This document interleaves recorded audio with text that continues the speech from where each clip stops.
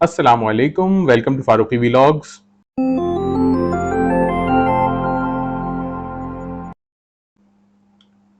आज जिस वीडियो के साथ हाजिर हुआ हूँ मुझसे जो मेरे सब्सक्राइबर्स हैं जो कि ज़्यादातर पंजाब साइड से ताल्लुक़ रखते हैं, तो उन लोगों की अक्सर बड़ी शिकायत रहती थी कि आप जो है वो पंजाब के मामलात के ऊपर या पंजाब के जो इश्यूज़ हैं उनके ऊपर कोई वीडियो नहीं बनाते। तो आज मैंने सोचा कि स्पेशली जो पंजाब के जो लाइसेंसेस हैं, पंजाब के जो मैटर्स हैं, उनके ऊपर थोड़ा सी रोशनी डाली जाए।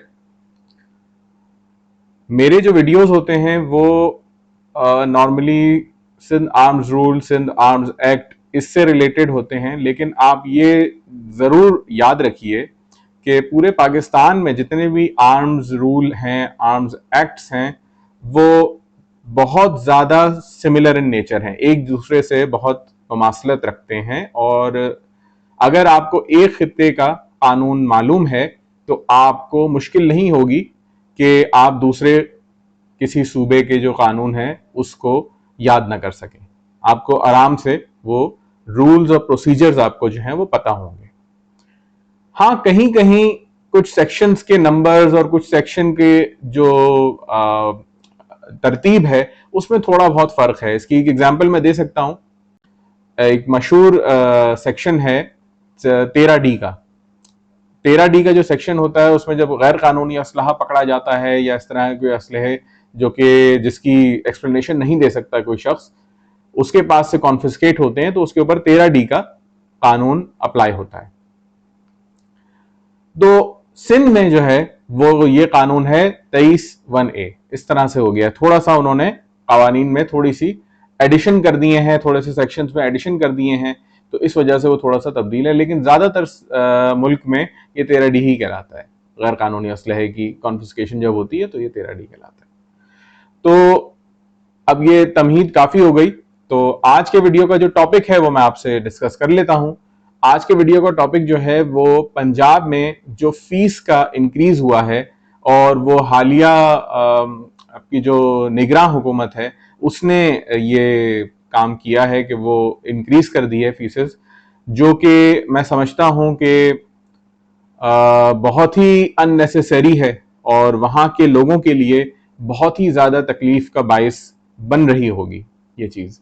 और ऐसा ना करते तो बेहतर था, लेकिन अभी इन्होंने कर दिया है ये चीज। मैं बहैसियत एक एडवोकेट आपको एक एडिशनल एक बात कहता हूं कि ये चीज हो सकता है कि ये देरपा ना हो, ये बहुत वक्त तक ना चले।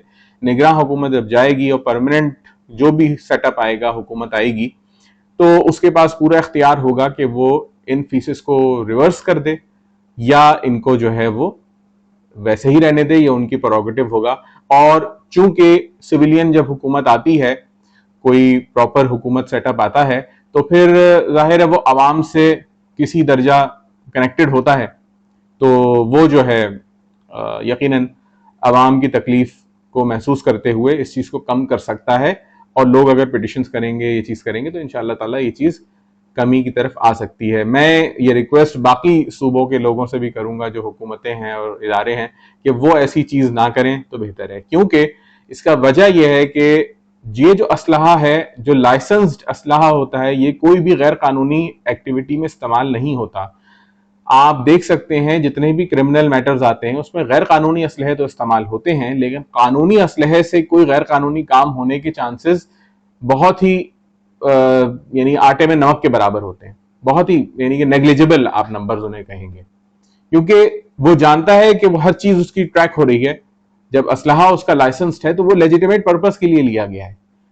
तो इस वजह से इसमें क्राइम होने के चांसेस बहुत ही कम होते हैं, और देखा गया है कि नहीं भी होते ऐसे क्राइम्स जो कि लाइसेंस्ड याफ्ता असलहे से होते हैं।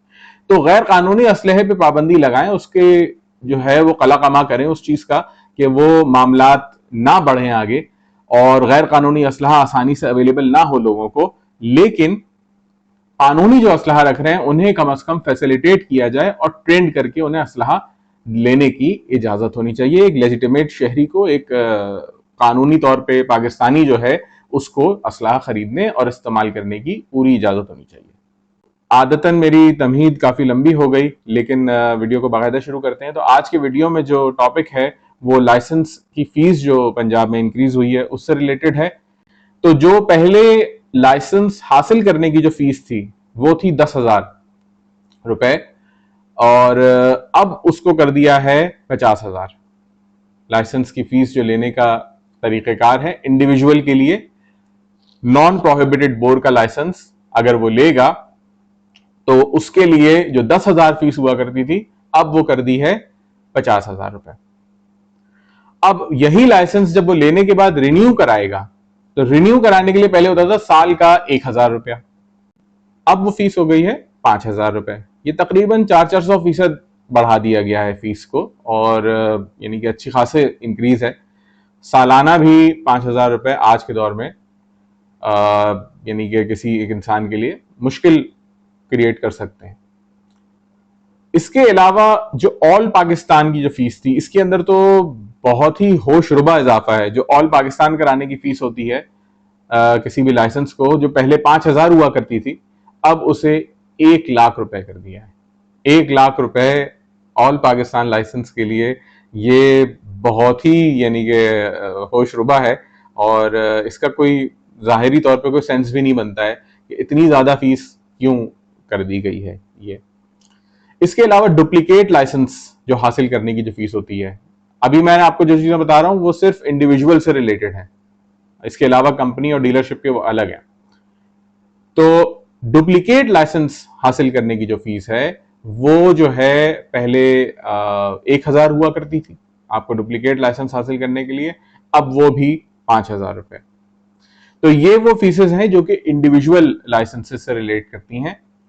तो इसमें आप देख लें, किसी में 400% इजाफा है, किसी में 2,000% का भी इजाफा है। 1,900% आप कह सकते हैं, या 2,000% आप कह सकते हैं कि उसमें इजाफा कर दिया।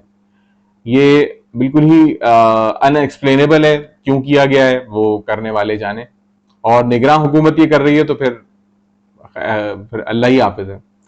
इसके अलावा जो जो डीलरशिप का जो लाइसेंस है, जो डीलरशिप हासिल करने के जो लाइसेंस लिया जाता था, उसकी 1,00,000 रुपए फीस हुआ करती थी। 1,00,000 फीस है, गनीमत थी, सही है, 2,00,000 कर देते। जो डीलरशिप हासिल करने की जो फीस है वो 20,00,000 रुपए कर दी गई है। ये इसका तो अल्लाह ही हाफिज है कि ये कितनी ज्यादा फीस है, और हम दुआ करते हैं कि मुल्क के दूसरे सूबों में या इंटीरियर, मिनिस्ट्री ऑफ इंटीरियर में ये चीज ना हो तो बेहतर है। इसके अलावा जो कंपनीज होती हैं, जो सिक्योरिटी कंपनीज हैं, उनके जो लाइसेंसेज हैं उसमें भी इजाफा किया है। वो 7,000 हुआ करता था उनका, और अब वो जो है इनिशियल फीस जो होती थी वो 7,000 होती थी, अब वो हो गई है 50,000 रुपए। ये पंजाब में ये चीज थी कि थोड़ा सा जो सिक्योरिटी कंपनीज की जो फीस थी ये पहले भी कम हुआ करती थी, 7,000, 15,000 इस तरह करके फीस हुआ करती थी, और रिन्यूअल की भी इसमें कम हुआ करती थी, लेकिन इससे भी इन्होंने उसी प्रोपोर्शन से 50,000 के करीब कर दिया है। तो ये वो चंद चीजें थी जिसको मुझे इस वीडियो में बताना था। बहुत ही मुख्तसर सी वीडियो होनी चाहिए थी, लेकिन मैंने इसमें बहुत से मामला डिस्कस कर लिए। और दूसरी तरफ मैं आखिर में ये बात जरूर कहूंगा कि मैंने जो है वो अभी एक व्हाट्सएप पे जो चैनल बन रहे हैं उनमें भी एक चैनल बनाया है, और जो डॉक्यूमेंट्स होते हैं व्हाट्सएप पे, ये बड़ा अच्छा हो गया चैनल्स का। तो अब हम जो डॉक्यूमेंट्स होते हैं, जैसे नोटिफिकेशन आते हैं या इस तरह के जो पेपर्स होते हैं, जो कि मैं वीडियो में स्लाइड के तौर पे लगाता तो हूं, लेकिन डॉक्यूमेंट के तौर पे अगर किसी को चाहिए हो तो वो व्हाट्सएप चैनल को भी फॉलो कर सकते हैं।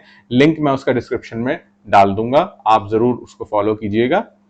और इसके अलावा बाकी कम्युनिटीज पे भी डाल देता हूं, जो इसकी यूट्यूब पे कम्युनिटीज होती हैं तो इस पे भी मिल जाता है, लेकिन व्हाट्सएप के चैनल के थ्रू उम्मीद है आपको ज्यादा इस्तेफादा होगा। तो इंशाल्लाह ताला आपको मैं उम्मीद करता हूं कि आप व्हाट्सएप के चैनल को भी फॉलो करेंगे। वीडियो अगर पसंद आई हो तो वीडियो को लाइक, चैनल को सब्सक्राइब कीजिएगा, बेल आइकन प्रेस कीजिएगा, और दुआओं में जरूर याद रखिएगा। आज के लिए इजाजत चाहूंगा, इंशाल्लाह नेक्स्ट वीडियो में आपसे मुलाकात होगी। अल्लाह हाफिज।